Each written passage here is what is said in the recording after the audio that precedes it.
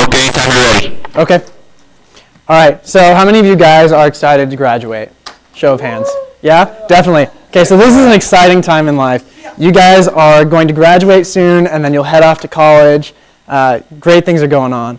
And if you guys weren't thinking about the future enough as it is, you're having all kinds of motivational speakers come in and talk to you, and they're telling you probably things like, go out and be as bold as lions, or, like be as shrewd as snakes and as gentle as doves, all kinds of things they want you guys to do when you go off to college. Well, those are great things, and I hope that that is true of you. But there's one animal that I think is more relevant for us to consider as you guys get ready to go off to college. And you guys might be wondering what animal that is. Well, it's the ant. Okay, so I know what you guys are thinking. The ant, it's like so tiny and small and insignificant, but you know what? I think the ant is a great animal for us to learn from. I know you guys might want something cooler like a lion or like an eagle or bear, something that you can name like a team after, but you know what? After you watch this video, maybe you'll change your mind. Teams are traditionally named after fierce creatures, thus intimidating one's opponent. Then we could be the Bengal tigers. Poor choice. Yet gram for gram, no animal exceeds the relative fighting strength of the army ant. Maybe so.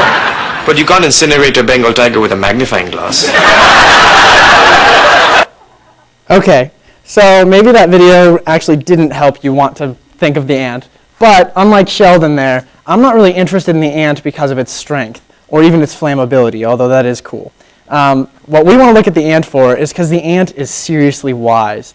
And I think you guys can agree with me that as you're going off to college and making all kinds of decisions about your future, you want wisdom.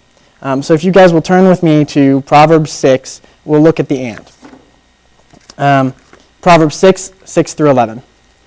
And it reads, "Go to the ant, O sluggard, observe her ways and be wise, which, having no chief, officer, or ruler, prepares her food in the summer and gathers her provision in the harvest. How long will you lie down, O sluggard? When will you arise from your sleep? A little sleep, a little slumber, a little folding of the hands to rest. Your poverty will come in like a vagabond, and your need like an armed man."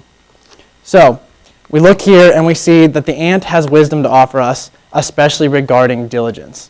Now, there's two things that I think we can learn from the ant specifically in diligence.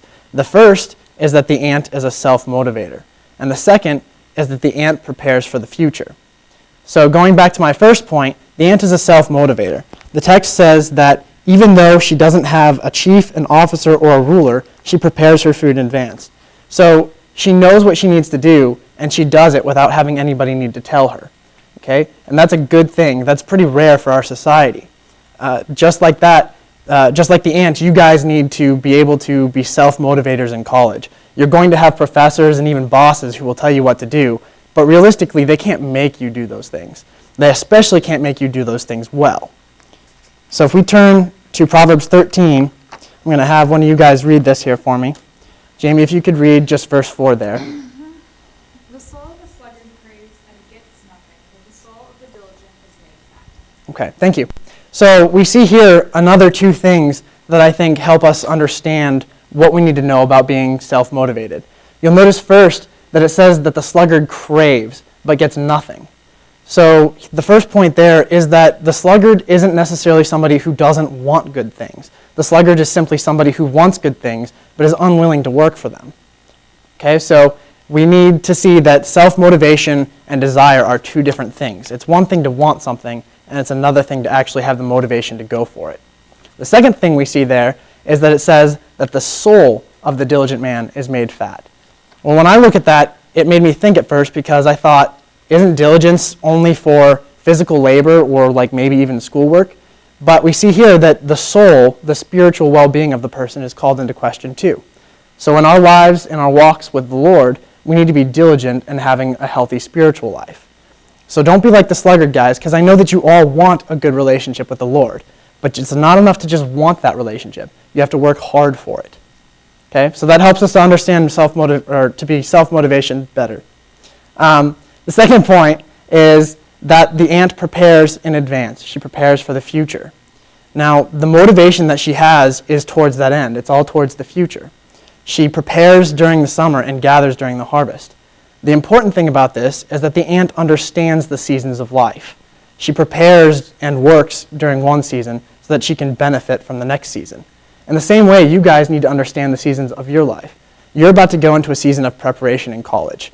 If you work hard in college, you will be able to come out of it with enough skills and knowledge for your future careers and with a healthy spiritual life. Okay, that's important.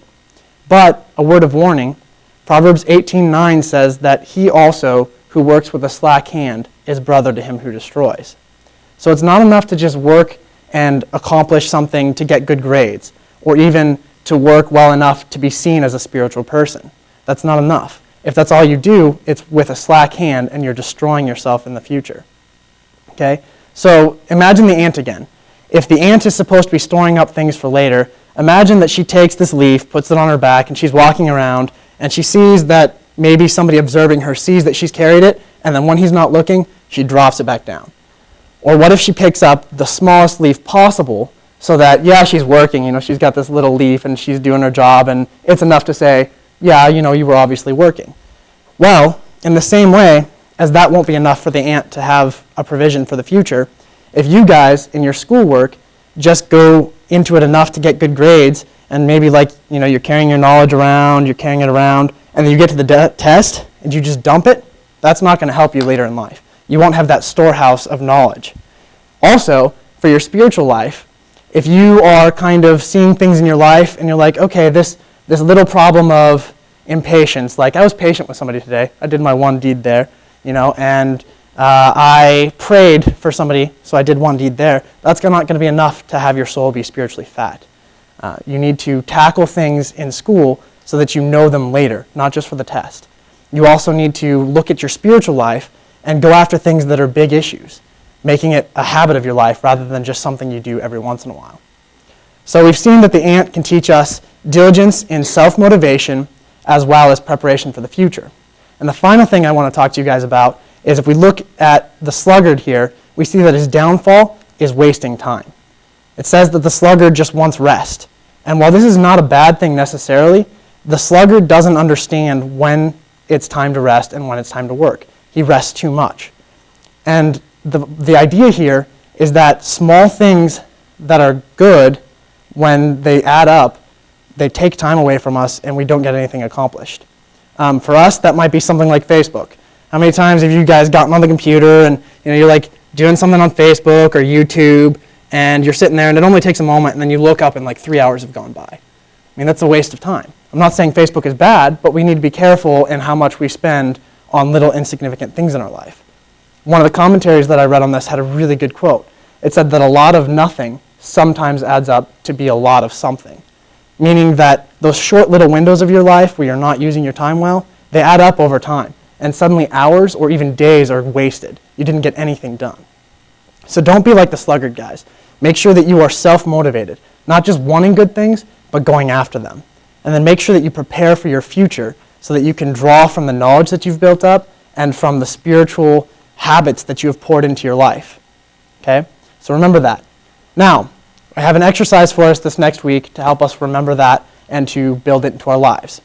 What I want us to do is take a fast from something that we waste our time on this next week. So if that's Facebook for you, or if that's YouTube or video games, whatever it is, if you find that you're wasting too much time on it, just don't do it this week. I'll be doing this with you. Now, instead of doing something else useless during that time, I want you guys to fill that space with something worth pursuing. So do homework, read your Bible, pray, anything that's worth pursuing during that time. And do whatever you do with the utmost diligence. And then after the week is over, we'll meet again and we'll talk about how productive we've been this week and ways that we can incorporate what we've learned into the whole of our lives. All right, thanks guys, you're dismissed.